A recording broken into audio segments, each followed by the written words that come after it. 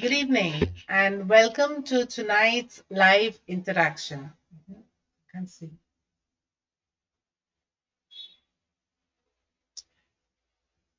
Yeah, good evening and welcome to tonight's live interaction. It's going to be the last for the preparing for the day after series. And we have finished book reading. It took more than 1 year.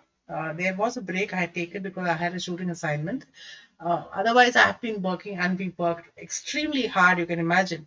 Preparing the text from the book for the book reading online every week and assembling a whole lot of pictures, new pictures, etc. was not easy at all.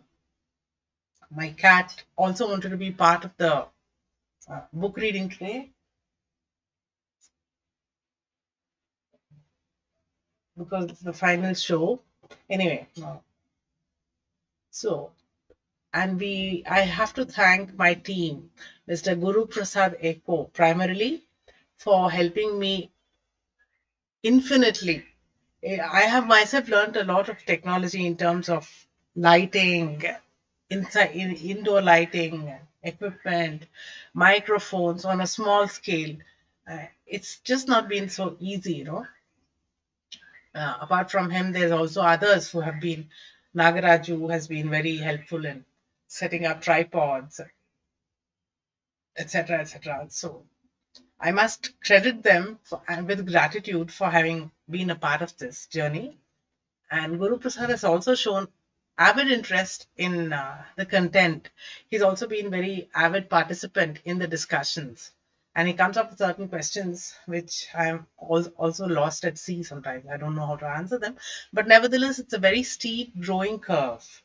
And that is the purpose that we needed to achieve, that we should all learn and we should all grow for the sake of public piety and public policy, because this is going to do good. It's going to save lives for not just for a section of society or one community or one coastal community or whatever, but there is a huge learning curve for many of us stakeholders. It could be the public administration, it could be uh, activists, it could be media, it could be the beneficiaries itself, it could be the common citizens in the ward that you live in the neighborhood that you live in. If you or I have learned a better option in managing a high-rise building or a residential quarter in a suburb in an urban area, uh, if there is a lesser hazard or fire hazard in that building, and if that's going to save lives, it is so much more useful and fruitful. That is the whole purpose. If you can save one life by learning a better management practice, that is so much more useful and that is so much more worthy. That is the whole point of this kind of discourse. Uh, and of course, there's a lot of things in this book. This I have concentrated more on. My cat is very much a participant. I'll show you my cat. Shunu. This is my cat. Shunu. No. Shonu is also an expert in disaster risk reduction. She's also going to participate in the live chat today. I'm very happy to see. She, on other occasion, also she was part of my live interaction. She's also very scared of the other cat today. So anyway, so this is I wanted.